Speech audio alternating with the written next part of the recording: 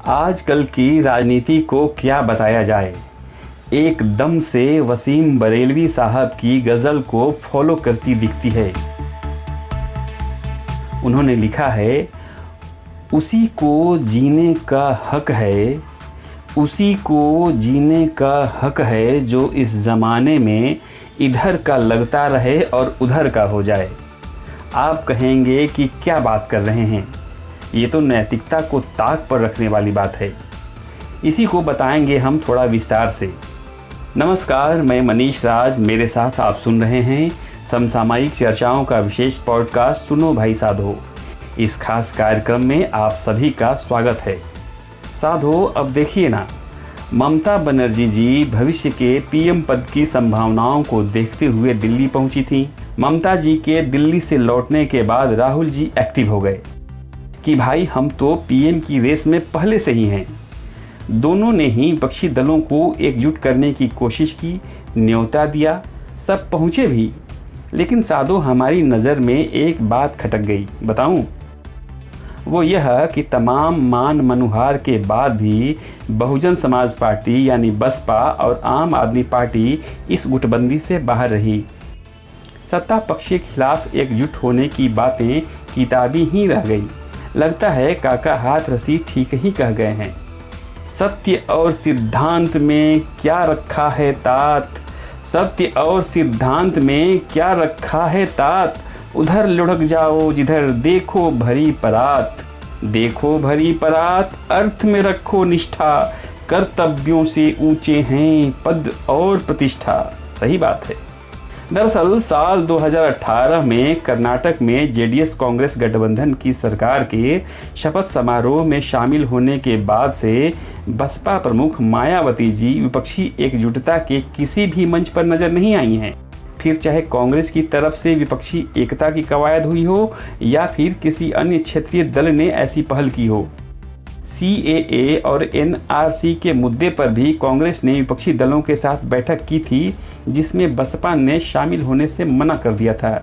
ऐसे में साधु, मेरा यह मानना है कि मायावती जी विपक्षी एकता दलों के साथ खड़ी होकर प्रधानमंत्री पद की खुद की दावेदारी को पीछे धकेलना नहीं चाहती।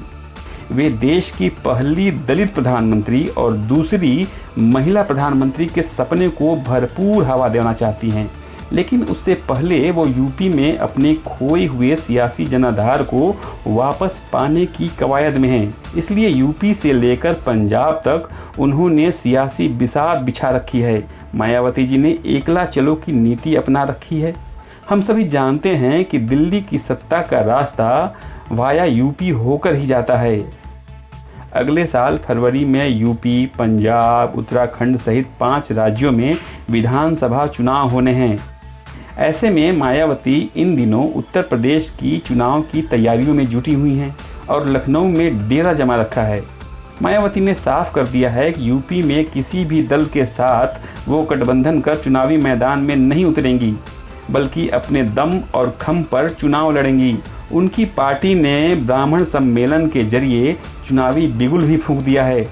मायावती पेगासस और किसान दोनों ही मुद्दों पर बीजेपी को तो घेर रही हैं, लेकिन विपक्षी दलों के साथ खड़ी होकर नहीं, दूर कहीं एक किनारे से अकेले खड़ी होकर। एकला चलो रे की नीति पर चलते हुए वो किसी तरह का कोई सियासी संदेश देने से बच रही हैं। मायावती जी चतुर राजनीति की मानी जाती हैं। ऐसे में वो किसी भी विपक्षी दल की लीडरशिप स्वीकार नहीं करना चाहती। मायावती के हाथी की हालत को लगता है काका हाथरसी शायद बहुत पहले समझ गए थे। वो यूं, जो दल हुआ पुराना उसको बदलो साथी, दल की दल में फंसकर मर जाता हाथी। लगता है मायावती अपने हाथी को दलों की दलदल से ही बचाना चाहती हैं। अब बाकी बचे केजरीवाल जी। केजरीवाल जी का तो क्या कहें भाई।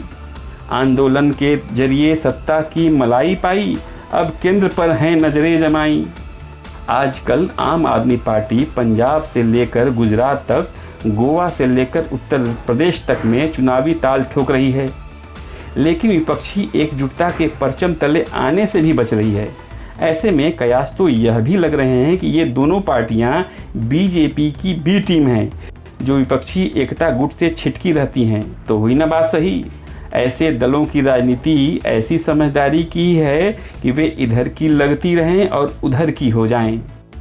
आज के लिए बस इतना ही। आपने अभी तक चैनल या पेज को सब्सक्राइब नहीं किया है तो ज़रूर करें। आपको हमारा पॉडकास्ट कैसा लगा इस बारे में कमेंट कर सकते हैं, इसे लेकर सुझाव दे सकते हैं। सुनो भाई साधो में मैं फिर मिलूँगा एक नए मुद्दे से आपको रूबरू कराने। तब तक के लिए आज्ञा दीजिए। नमस्कार। आपका दिन शुभ हो।